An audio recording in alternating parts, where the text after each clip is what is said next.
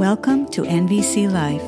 I'm Rachelle Lamb, veteran NVC trainer and relationship coach, helping listeners navigate interpersonal conflict and ground more deeply into relational living.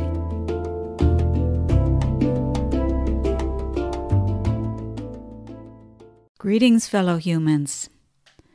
A few weeks ago, a listener asked me to speak more about the subject of safety. And I have actually recorded an episode on safety, which is titled When Safety Becomes a Trap. And if you want to look that up, that was published October of 2022. That being said, it is a subject well worth exploring a little more deeply. So when people say, I need safety, one of the things we want to recognize is what kind of safety are we talking about? And this is something I had spoken about in that episode. I defined two types of safety, one for physical safety and one for emotional safety. Now, the thing is, the need for safety, one could say that it has become weaponized to some degree.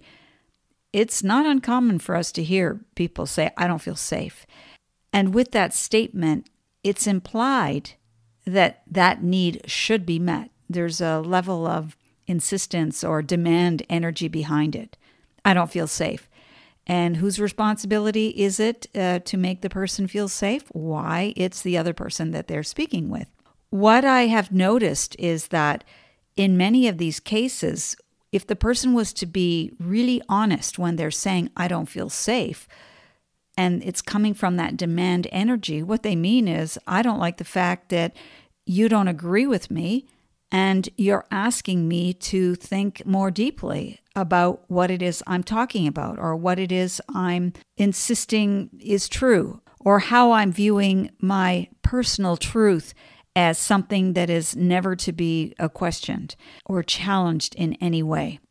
I'd like to wonder about that. I don't know how it's come to this, that when we say, I don't feel safe, this has now become the other person's responsibility. I am speaking now in the context of conversations that are occurring. And I'm not speaking about physical safety, nor am I speaking about verbal abuse, name calling, putting another person down, saying you never, you always, that kind of conversation. No, what I'm speaking about is someone who questions perhaps the status quo or some of the ideas that have become more heavily trafficked in recent years. For instance, it could be issues around identity politics. It could be around COVID. It could be around conspiracy theories. These are typically the kinds of topics that have a radioactive quality, if you will.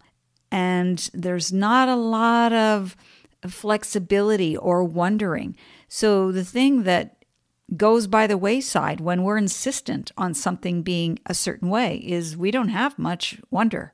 It's simply not there because we know how things are. We know what the answers are. And so therefore, do not question me, because this is a sign that you are not respecting my need for safety. And I'm using a particular tone here when I say it so that you can hear in it the rigidity, the defensiveness, and that there's absolutely no way we are going to be able to talk as adults about this because I've made a decision.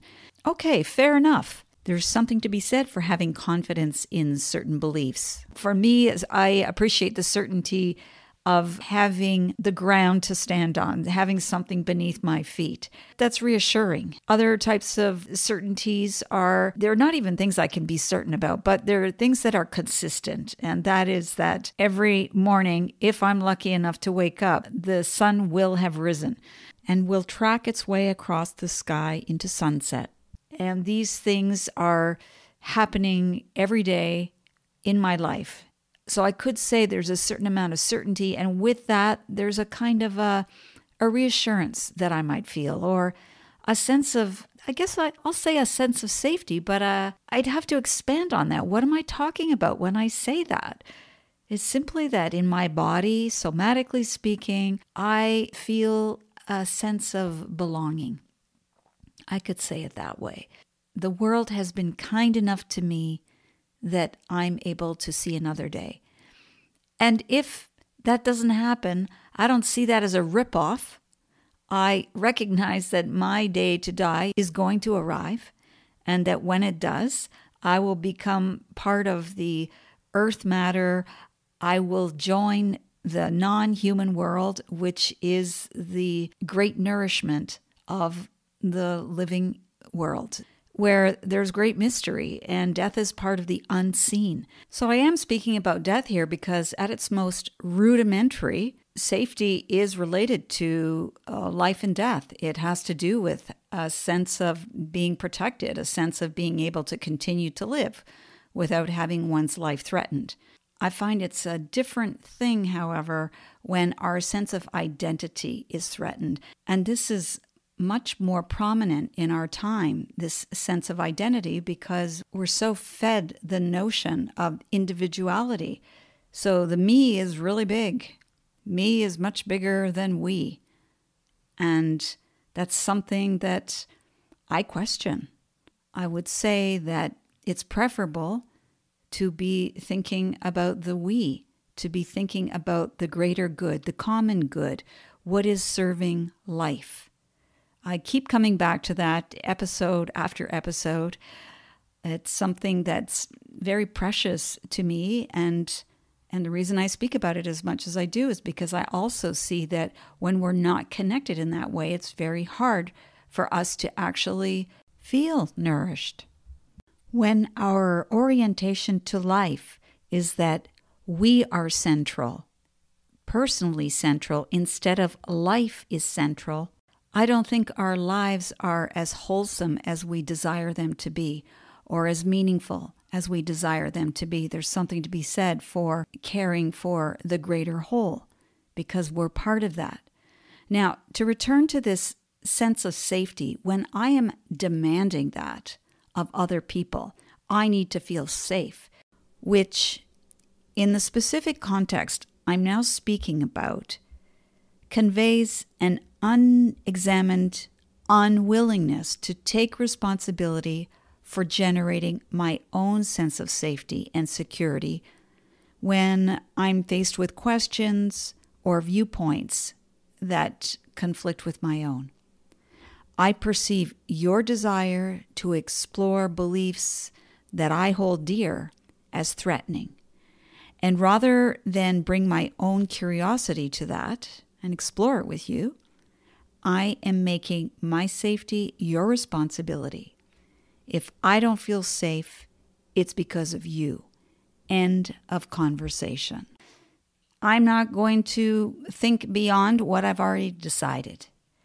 Thou shalt not say anything to me that disturbs my sense of who I am. And again, I question that. How meaningful is that? How life-serving is that?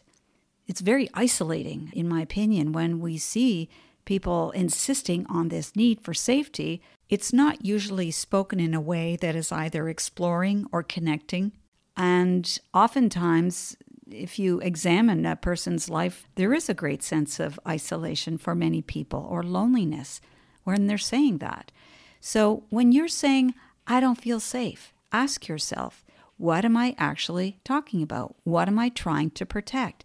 What is this sense of identity that I have that is so threatened by another person having a different thought than me, having different questions, asking me questions? I think listeners will know what I'm talking about when I say there are conversations now that people are forbidden from having. And it's not because the conversations are unsafe. They're not.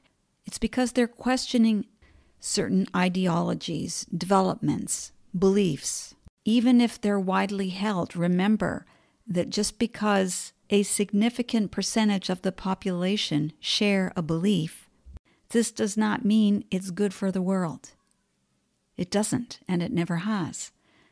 And so when we're saying, I have a need for safety and we're demanding it, we're implying that the conversation cannot continue until you agree with me or until you recognize my right to have this need met.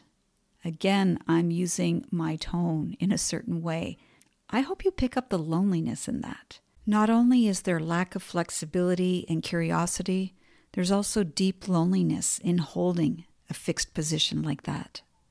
So, what options do you have if you find yourself being someone who does insist on the kind of safety that I'm talking about that actually alienates and isolates you further?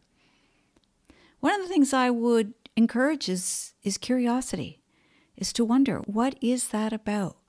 Why am I so stuck on this? And this I that I'm speaking about, why does it have to be so fixed? Consider this. Who we are is largely a response to our environment, the time and place to which we're born, the care we receive or are denied during our childhood, the beliefs and practices of the culture, our unique inclinations and interests, the company we keep, the foods we ingest, our biology, our brain function, our good fortunes, our misfortunes, and how we make sense of the world and all that happens to us. In other words, a person's identity constellates over time as a response to a multitude of forces and influences. And to have both ballast and flexibility in the face of so many influences, especially those that threaten to harden us or rob us of curiosity and wonder, is both a skill and accomplishment. You know, Leonard Cohen wrote, "What is the appropriate behavior for a man or a woman in the midst of this world where each person is clinging to his piece of debris? What is the proper salutation between people as they pass each other in this flood?" Maybe it would be something like this. "I see you, brother. I see you, sister. May the stretch ahead be merciful, and may you find strength to extend kindnesses and gratitudes along the way. It's not, I don't feel safe, and the world owes me safety." I think it could be said, in spite of the fact that many of us living in today's modern world experience longer lives, greater affluence, and far more safety than our ancestors did, it doesn't register as good fortune in our minds. I wouldn't argue that something is missing or that something isn't quite right, but I don't believe it's safety. This way of exploring or wondering about the need for safety, there's no fixed answers in what I'm saying. What I'm trying to do is generate more questions, which I think is a fitting way to approach any complex topic of conversation. I conclude this episode with something I wrote, about 10 years ago, and it's titled, "Who is this I?"